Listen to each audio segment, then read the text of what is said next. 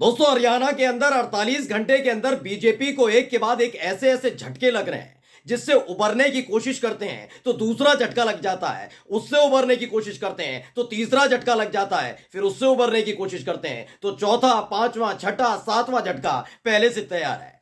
लगने लगा है कि हरियाणा में सियासत को लेकर, सत्ता को लेकर जो खेल बीजेपी ने खेला था उसकी अब परतें उधड़ने लगी हैं।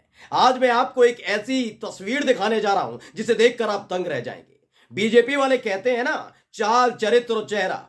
देखिए, चाल, चरित्र और चेहरा उनका कैसा है, उनकी खुद की पार्टी के सांसद बता रहे हैं, आगे आकर बता रहे हैं, उनके वीडियो सामने आ रहे हैं।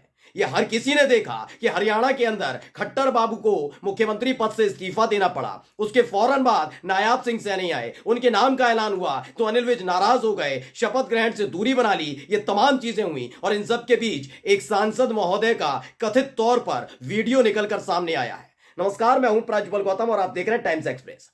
हरियाणा वाकई चक्रव्यूह बन गया बीजेपी के लिए। यह तो सोचा भी नहीं था किसी ने कि भाई हरियाणा 90 विधानसभा सीट वाली एक सूबा, जहां पर राजनीतिक तौर पर भी वो काफी सक्रिय रहा, तमाम चीजें हुई। हरियाणा को लेकर मोदी जी और शाह बाबू सबसे ज्यादा सतर्क रहे, इसीलिए उन्होंने खट्टर बाबू को आज से 10 साल पहले, तकरीबन 9 साढ़े 9 साल पहले बिठाया था गद्दी पर। पहली सरकार बहुमत के साथ थी, दूसरी सरकार बैसाखी के साथ आई और वही बैसाखी जब हटी तो पूरे के पूरे हरियाणा में बखेड़ा खड़ा हो गया था, क्योंकि मनोहर लाल खट्टर को इस्तीफा देना पड़ा। उसके बाद सांसद है कुरुक्षेत्र से नायाब सिंह सैनी, उनके नाम का ऐलान हुआ तो अनिल विज नाराज हो गए। और जानते हैं नाराजगी कितनी थी? नाराजगी इतनी थी कि उनके शपथ ग्रहण समारोह में शामिल ही नहीं हुए। उन्होंने कहा नहीं आता। साफ साफ अनिल विज नहीं पहुंचे थे। वो बात अलग है कि जब फ्लोर टेस्ट हुआ तो अनिल विज ने कहा कि चलिए दे देते हैं साथ, लेकिन नाराज तो थे ही वो।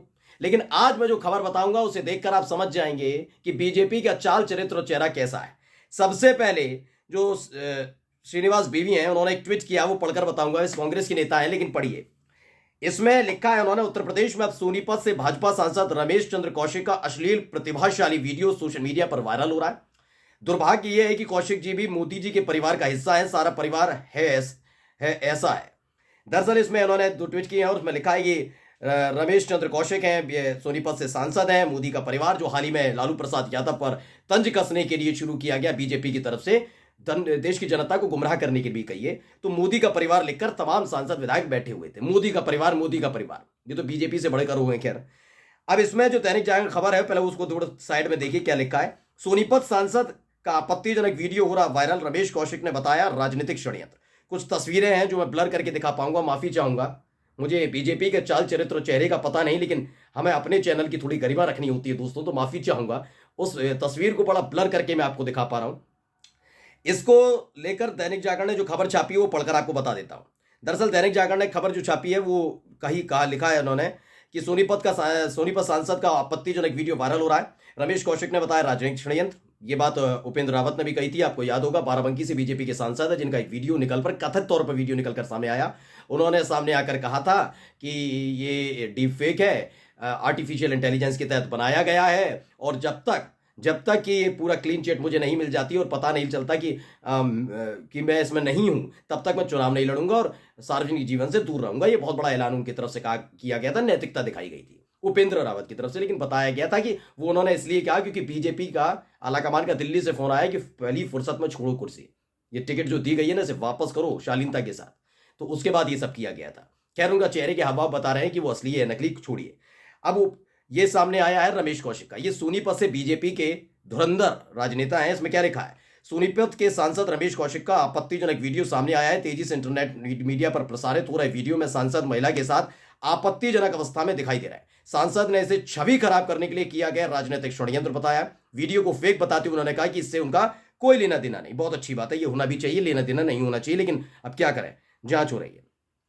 इसमें बताया गया है, देखिए आगे लिखा है, 7 मिनट से ज्यादा का ये वीडियो है। प्रसारित हो रहे 7 मिनट 35 सेकंड के वीडियो में भाजपा के 67 वर्षीय सांसद रमेश कौशिक को महिला आपत्तिजनक अवस्था में देखे जा रहे हैं। ये दैनिक जागरण कह रहा है। वीडियो में हुई बातचीत के मुताबिक महिला को नौकरी के नाम पर कमरे पर बुलाया गया था, जहां सांसद उससे नाम भी पूछते सुनाई दे रहे हैं। महिला ने खुद ये वीडियो बनाया है। ये बताया जा रहा है 2 अक्टूबर का है। वो कैसे, वो मैं आपको बता देता हूं। देखिए, इसमें लिखा है 2 अक्टूबर का वीडियो है। कमरे के भीतर तेज आवाज में टीवी पर एक न्यूज चैनल पर खबरें चल रही हैं। जिसमें एंकर बार बार कहती हुई सुनाई दे रही है कि आज गांधी जयंती है। से स्पष्ट हो रहा है कि वीडियो 2 अक्टूबर का है और इस वीडियो में सांसद और महिला के बीच करीब 30 सेकंड की बातचीत हुई है। यानी अगर आप देखेंगे तो ये बताया गया 7 मिनट से ज्यादा का वीडियो है, तो 30 सेकंड बात हुई है, नहीं 6.5-7 मिनट उन्होंने अपने पूरे चरित्र को परोस कर रख दिया इस पूरी वीडियो में देखा जा रहा है। लेकिन मैं फिर माफी के साथ कहूंगा दोस्तों, माफी चाहूंगा मेरे तमाम दर्शकों से कि मैं अपनी चैनल की गरिमा रखता हूं, आप लोगों को जानता हूं, आप लोग हमारे अच्छे दर्शक हैं, इसलिए मैं वो वीडियो नहीं दिखा पाऊंगा, ब्लर करके रखा है। हाँ, वो बात अलग है कि ये तो खुल्लम खुल्ला चल ही रहा है इनका।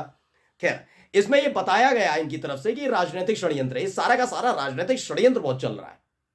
राजनीतिक षड्यंत्र करेगा कौन? यानी बीजेपी के नेता कर रहे होंगे। कैसे? मैं बता देता हूं भाई। मोदी जी के नाम की आंधी चल रही है, चल रही है नहीं चल रही है? आप बताइए, क्या कहते हैं बीजेपी वाले? गोदी एंकर पत्रकार क्या कहते हैं? मोदी जी की आंधी चल रही है। अच्छा, मोदी जी की आंधी चल रही है तो ऐसे में किसी को भी खड़ा कर दें वो जीत जाएगा। लेकिन जीत जाएगा, लेकिन जिसे टिकट मिल रही है उसके खिलाफ बीजेपी का ही तो प्रत्याशी करेगा या नेता करेगा षड्यंत्र की, उसकी टिकट कटे हो मेरे को मिले। तो बीजेपी के मोदी का जो परिवार है आपस में भिड़ा हुआ है क्या? उसे क्या लेना देना? आप जाइए उपेंद्र रावत जी का वीडियो, वो कह रहे हैं कि मेरे खिलाफ षड्यंत्र है। तो किसने किया षड्यंत्र? कांग्रेस का सांसद, कांग्रेस का नेता तो नहीं करेगा, प्रत्याशी नहीं करेगा। समाजवादी पार्टी का प्रत्याशी नहीं कर सकता ना।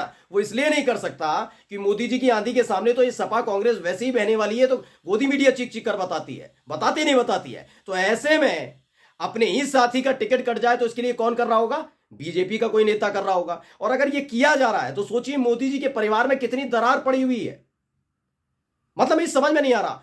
तथाकथित स्क्रिप्ट एक जैसी, जानते हैं अभी हाल ही में आपने देखा होगा जब 2017 में उत्तर प्रदेश में सरकार आई थी, तब योगी आदित्यनाथ की सरकार आई तो लगातार एनकाउंटर शुरू हुए थे।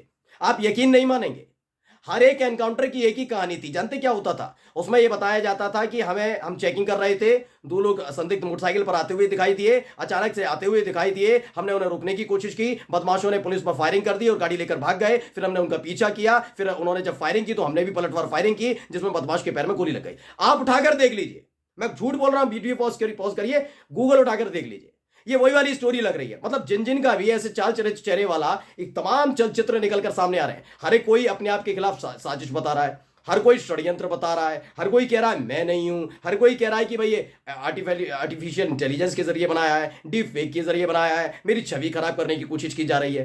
ये कैसे हो रहा है भाई? एक जैसी स्क्रिप्ट।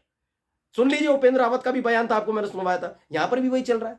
मतलब जो नेता है वैसे, मतलब हरियाणा के अंदर बीजेपी की इतनी ज्यादा लानत मलानत हो गई है ना दोस्तों, समझ नहीं पा रहे कि किसे टिकट दिया जाए, किसे टिकट ना दिया जाए, किसकी टिकट छीनी जाए, किसे मुख्यमंत्री बनाया जाए, किसे मनाया जाए, किसे चुप कराया जाए और किसे आंखें दिखाई जाए।